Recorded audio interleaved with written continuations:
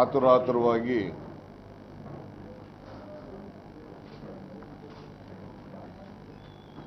Chanakya university bill ಅನ್ನು ಧ್ವನಿಮತದಿಂದ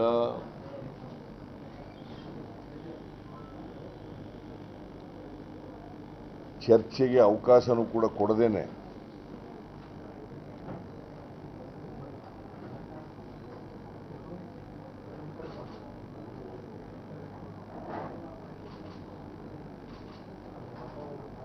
pass ಮಾಡ್ಕೊಂಡಿದ್ದಾರೆ.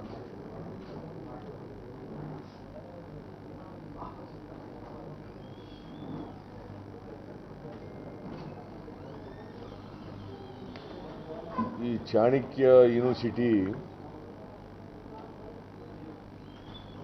ಮಾಡ್ತಾ ಇರ್ತಕ್ಕಂಥವರು ಸೆಸ್ ಅಂತ ಸಂಸ್ಥೆ. ಸೆಸ್ ಅಂದರೆ centre for education and social studies.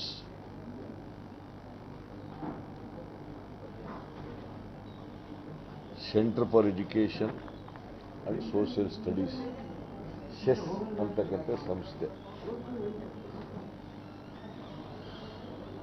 ಈ ಸಂಸ್ಥೆನಲ್ಲಿರ್ತಕ್ಕಂಥವರು ಎಲ್ಲರೂ ಕೂಡ RSSನವರು.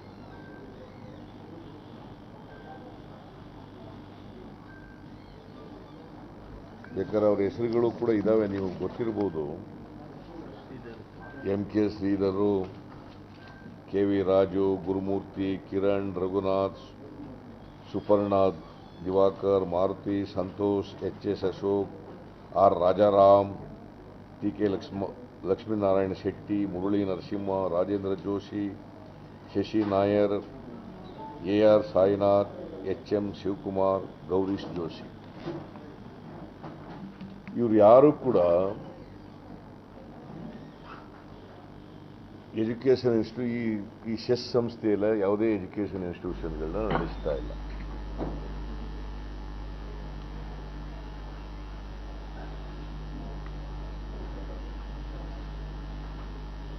ಯಾರು ಕೂಡ ಎಜುಕೇಷನ್ ಇನ್ಸ್ಟಿಟ್ಯೂಷನ್ಗಳನ್ನ ನಡೆಸ್ತಾ ಇಲ್ಲ.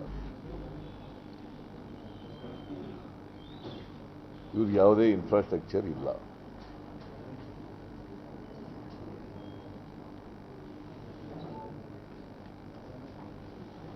ವಿದ್ಯಾಸಂಸ್ಥೆಗಳಿಲ್ಲ.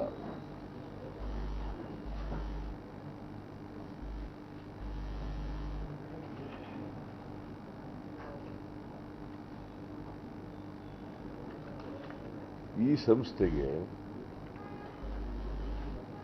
ಸೆಸ್ ಸಂಸ್ಥೆಗೆ ಬಿಜೆಪಿ ಸರ್ಕಾರ 26/4/2021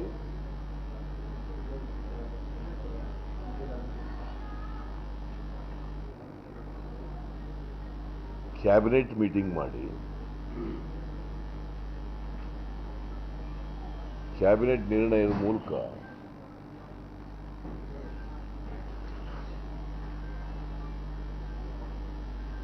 KIDBಗೆ ಸೇರಿರ್ತಕ್ಕಂಥ ಜಮೀನು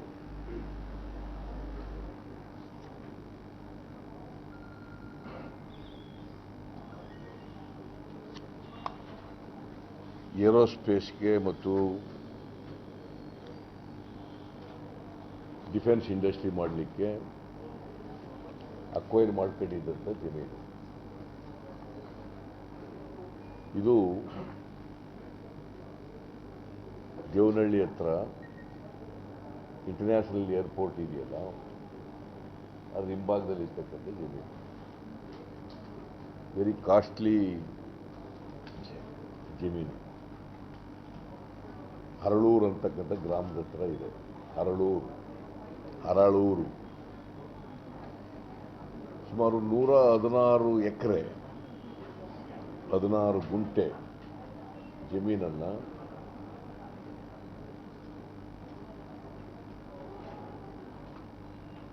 KIDBಗೆ ಸೇರಿದಂಥ ಜಮೀನು ಇದು. ಇಂಡಸ್ಟ್ರಿ ಪರ್ಪಸ್ಗೆ ಅಕ್ವೈರ್ ಮಾಡ್ಕೊಂಡಿದ್ದಂಥ ಜಮೀನು,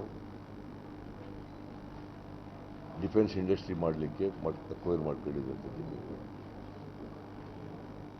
ಇದನ್ನು ಈ ಸೆಸ್ ಸಂಸ್ಥೆಗೆ ಕೊಡಲಿಕ್ಕೆ ಕ್ಯಾಬಿನೆಟ್ ಡಿಸಿಷನ್ ಆಗಿದೆ. ಅದು ಯಾವತ್ತಾದದ್ದು 26/4/2021, 28/4/2021ಕ್ಕೆ ಆದೇಶ ಆಗಿದೆ. 28/4/21ಕ್ಕೆ ಆದೇಶ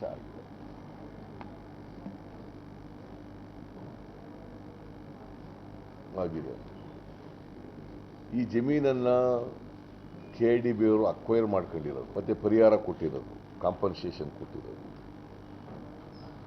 1,50,00,000 ರೂಪಾಯಿ ಒಂದು ಎಕರೆಗೆ. 1,50,00,000 ರೂಪಾಯಿ.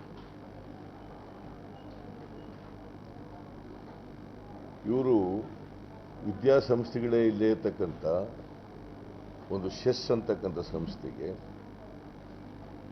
116 ಎಕರೆ 16 ಗುಂಟೆಯನ್ನು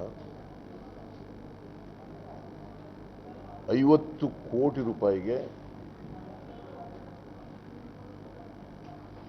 ಕೊಟ್ಟಿದ್ದಾರೆ. 50 ಕೋಟಿ ರೂಪಾಯಿಗೆ ಕೊಟ್ಟಿದ್ದಾರೆ. ರೈತರು ಕೊಟ್ಟಿರ್ತಕ್ಕಂಥ ಕಾಂಪನ್ಸೇಷನ್ನೇ ಸರ್ಕಾರ ಕೊಟ್ಟಿರೋದು 175 ಕೋಟಿ.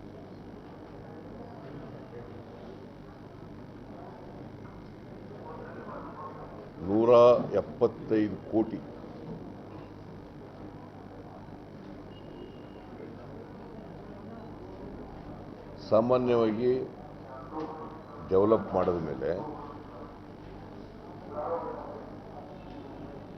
ಸುಮಾರು 5-6 ಪಟ್ಟು ಹೆಚ್ಚಾಗ್ತದೆ. ಕಾಂಪನ್ಸೇಷನ್ ಕೊಟ್ಟಿರೋ ರೇಟ್ಗಿಂತ 5-6 ಪಟ್ಟು ಹೆಚ್ಚಾಗಿದೆ.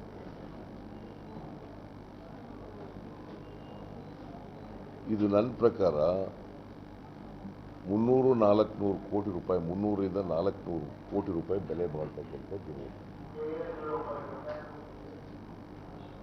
300-400 ಕೋಟಿ ಬೆಲೆ ಬಾಳ್ತಕ್ಕಂಥ ಜಮೀನು. ಸರ್ಕಾರ RSS ಸಂಸ್ಥೆಗೆ, ಎಜುಕೇಷನಲ್ ಇನ್ಸ್ಟಿಟ್ಯೂಷನ್ಸ್ ಇಲ್ಲದೆ ಇರತಕ್ಕಂಥ ಸಂಸ್ಥೆಗೆ ನಾವು ಯೂನಿವರ್ಸಿಟಿ ಮಾಡ್ತೀವಿ, ಚಾಣಕ್ಯ ಅವರ ಹೆಸರಿನಲ್ಲಿ ಯೂನಿವರ್ಸಿಟಿ ಮಾಡ್ತೀವಿ ಅಂತ ಹೇಳ್ಕೊಂಡು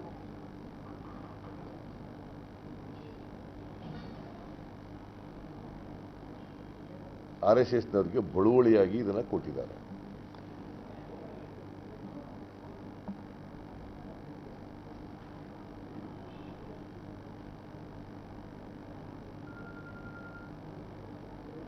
ನನ್ನ ಪ್ರಕಾರ ಇದು ಒಂದು ದೊಡ್ಡ ಹಗರಣ.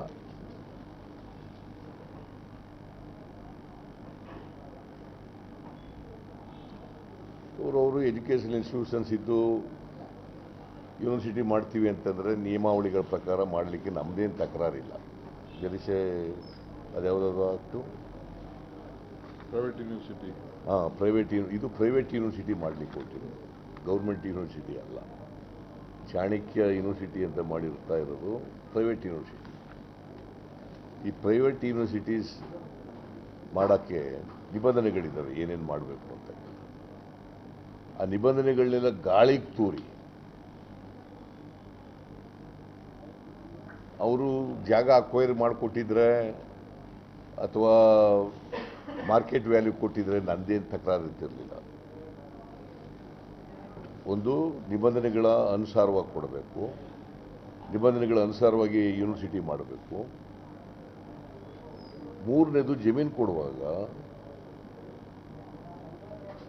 ಮಾರ್ಕೆಟ್ ವ್ಯಾಲಿ KIDBನಲ್ಲಿ ಎಷ್ಟು ಇಂಡಸ್ಟ್ರಿ ಮಾಡಲಿಕ್ಕೆ ಬೆಲೆ ನಿಗದಿ ಮಾಡ್ತಾರೆ, ಆ ಪ್ರಿವೈಲಿಂಗ್ ಪ್ರೈಸ್ ಪ್ರಕಾರ ಕೊಡಬೇಕು. ಅದನ್ನು ಮಾಡಿಲ್ಲ. ಇವರು ಕೊರೋನಾ ಟೈಮ್ನಲ್ಲಿ ಸೆಕೆಂಡ್ ವೇವ್ ಬಂದಿರೋಂಥ ಸಂದರ್ಭದಲ್ಲಿ ಆತಾತವಾಗಿ ಜಮೀನನ್ನು ಕೊಟ್ಟಿರೋದು ಕ್ಯಾಬಿನೆಟ್ ಕೊಟ್ಟಿದ್ದಾರೆ. 26/4/2021 ಕೊರೋನಾ ಎರಡನೇ ಅಲೆ ಇದ್ದಂಥ ಸಂದರ್ಭದಲ್ಲಿ ಯಡಿಯೂರಪ್ಪನವರು ಮುಖ್ಯಮಂತ್ರಿ ಆಗಿರ್ತಕ್ಕಂಥ ಸಂದರ್ಭದಲ್ಲಿ ಕ್ಯಾಬಿನೆಟ್ ಮೀಟಿಂಗ್ ಮುಖ್ಯ ಬಂದು ಇದನ್ನು ಕೊಟ್ಟಿದ್ದಾರೆ. ಇದು ಮನುವಾದಿಗಳ ಯೂನಿವರ್ಸಿಟಿ ಆಗ್ತದೆ.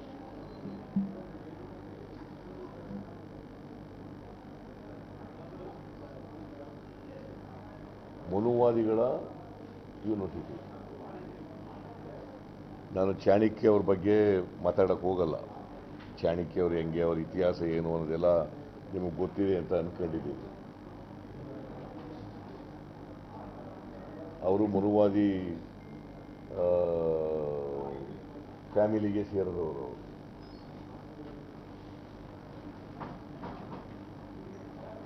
ಅದರಿಂದ ಚಾಣಕ್ಯ ಅವ್ರ ಬಗ್ಗೆ ನಾನು ಚಾಣಕ್ಯನ ಬಗ್ಗೆ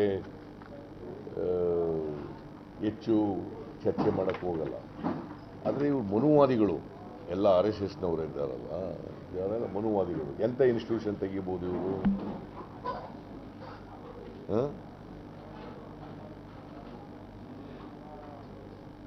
ಮತ್ತೆ ಮನುವಾದಿ ಏನು ಚತುರ್ವರ್ಣ ವ್ಯವಸ್ಥೆ ಇದು ಮಾಡಿದ್ರಲ್ಲ, ಆ ಚತುರ್ವರ್ಣ ವ್ಯವಸ್ಥೆಯನ್ನು ಮತ್ತೆ ಪುನರುಜ್ಜೀವನ ಮಾಡ್ತಕ್ಕಂಥ ಹೈರಾರ್ಕಿ, ಕಾಸ್ಟ್ ಹೈರಾರ್ಕಿ ಇರ್ತಿತ್ತಲ್ಲ, ಅದನ್ನು ಮಾಡಲಿಕ್ಕೆ ಹೊರಟಿರ್ತಕ್ಕಂಥದ್ದು ಅಂತ ನಾನು ಊಹಿಸ್ಕೊಂಡಿದ್ದೀನಿ. ಶ್ರೇಣೀಕೃತ ವ್ಯವಸ್ಥೆ ಅದನ್ನು ಮಾಡಲಿಕ್ಕೆ ಹೊರಟಿದ್ದಾರೆ ಅಂತ ಅಂದ್ಕೊಂಡಿದ್ದೀನಿ ನಾನು. ಅಂಥ ಇದಕ್ಕೆ ಆತುರಾತುರವಾಗಿ ಚರ್ಚೆನೂ ಇಲ್ಲದೇನೆ ಮಾಡಿರೋದು. ನಮ್ಮ ಸ್ಪೀಕರ್ ಕೂಡ ಅದು ಭಾಳ ಚೆನ್ನಾಗಿದೆ ಅಂತೇಳಿ ಅವ್ರಿಗೆ ತಾರೀಫ್ ಮಾಡ್ತಾರೆ. ಇಲ್ಲ ಇದು ಆಗಲೇಬೇಕು. ಮತ್ತು ಇದಕ್ಕೆ ಏನು ಭಾಳ ಇಂಪಾರ್ಟೆನ್ಸ್ ಕೊಟ್ಟು ಸ್ಪೀಕರ್ ಅವರು 8-9 ಬಿಲ್ಗಳಿಗೆ ಮಾಡಿಸ್ತಾರೆ. ನಿನ್ನೆ ಅವರು ಸ್ಪೀಕರ್ ಆದವರು ಇಂಪಾರ್ಷಿಯಲ್ ಆಗಿರಬೇಕು. ಈ must be above politics, above political parties. Impartial ಆಗಿರಬೇಕು. ನಿನ್ನೆ ಅವರು ನಡ್ಕೊಂಡಂಥ ರೀತಿ ಇಂಪಾರ್ಷಿಯಲ್ ಆಗಿ ಕಾಣ್ತಾ ಇರಲಿಲ್ಲ.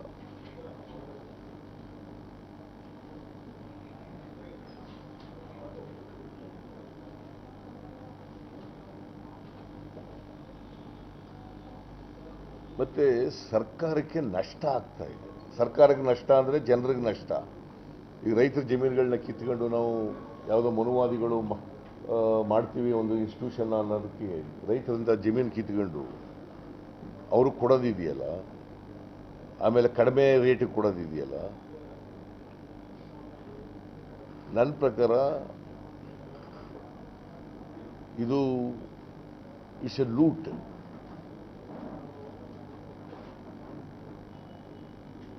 It's A loot. 300-400 ಕೋಟಿ ಬೆಳೆ ಬಾಳ್ತಕ್ಕಂಥದ್ದನ್ನು ಇಂಡಸ್ಟ್ರಿ ಮಾಡಲಿಕ್ಕೆ ಅಕ್ವೈರ್ ಮಾಡಿದ್ದಂಥದ್ದನ್ನು ಯಾವುದೇ ಸಂಸ್ಥೆ, ಎಜುಕೇಷನ್ ಸಂಸ್ಥೆ ಇಲ್ಲದೆ ಇರತಕ್ಕಂಥದ್ದನ್ನು ಒಂದು ಸೆಸ್ ಸಂಸ್ಥೆ ಅಂತ ಹೇಳ್ಕೊಂಡು ಅವರಿಗೆ ಕೊಟ್ಟಿದ್ದಾರಲ್ಲ, ಇದು ನನ್ನ ಪ್ರಕಾರ ಸ್ವಜನ ಪಕ್ಷಪಾತ ಮತ್ತು ಫೇವರಿಟಿಸಮ್ ಆಗಿದೆ.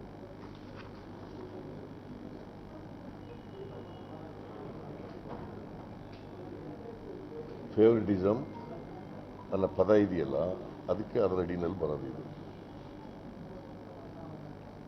ಅದಕ್ಕೆ ನಾನು ಒತ್ತಾಯ ಮಾಡ್ತೀನಿ ಸರ್ಕಾರಕ್ಕೆ, ಬಿಲ್ ಪಾಸಾಗಿರ್ಬೋದು, ಯೂನಿವರ್ಸಿಟಿ ಬಿಲ್ ಪಾಸಾಗಿರ್ಬೋದು, ಕೂಡಲೇ ಈ ಲ್ಯಾಂಡ್ ಗ್ರ್ಯಾಂಟ್ ಮಾಡಿದಾರಲ್ಲ ಇದನ್ನು ರದ್ದು ಮಾಡಬೇಕು.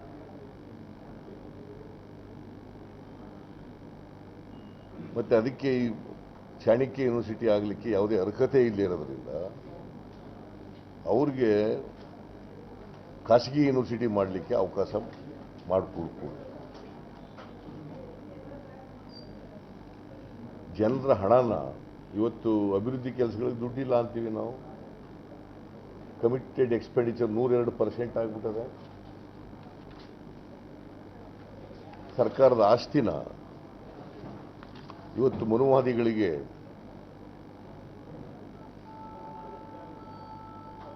ಖಾಸಗಿಯವರಿಗೆ ಮಾರಾಟ ಮಾಡಲಿಕ್ಕೆ ಕೊಟ್ಟಿರ್ತಕ್ಕಂಥದ್ದು ಖಂಡನೀಯವಾದದ್ದು.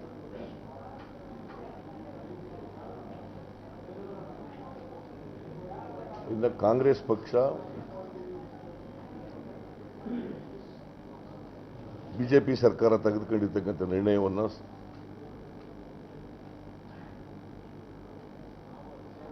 ಜನಪರವಾಗಿ ನಾವು ತೀವ್ರವಾದಂಥ ವಿರೋಧವನ್ನು ಮಾಡ್ತೀವಿ. ಅವರು ಕೊಟ್ಟಿರ್ತಕ್ಕಂಥ ಜಮೀನನ್ನು ರದ್ದು ಮಾಡಬೇಕು,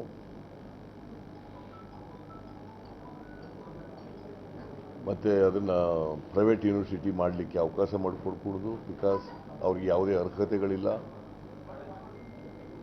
they have not fulfilled the required qualifications.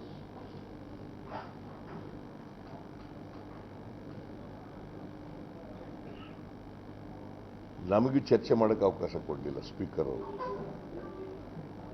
ನಾನು ಎಷ್ಟೇ ಪರಿಪರಿಯಾಗಿ ರಿಕ್ವೆಸ್ಟ್ ಮಾಡ್ಕೊಂಡ್ರು ಕೂಡ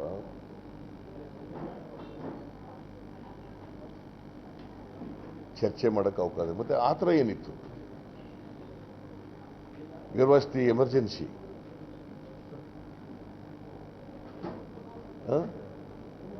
ಸಮಾಜದ RSSನವರು ಕೊಡಲಿಕ್ಕೋಸ್ಕರ ಇಷ್ಟೊಂದು ತರಾತುರಿನಲ್ಲಿ ಎಲ್ಲರೂ ಸೇರ್ಕೊಂಡು ಸ್ಪೀಕರ್ ಅವರು ಕೂಡ ಅದಕ್ಕೆ ಬೆಂಬಲ ಸೂಚಿಸಿ ಇದನ್ನು ನಾನು ನಮ್ಮ ಪಕ್ಷ ತೀವ್ರವಾಗಿ ವಿರೋಧ ಮಾಡ್ತದೆ. ಮತ್ತು ಅದನ್ನು ಲೀಗಲ್ ಆಗಿ ವಿಚಾರ ಮಾಡ್ತೀವಿ.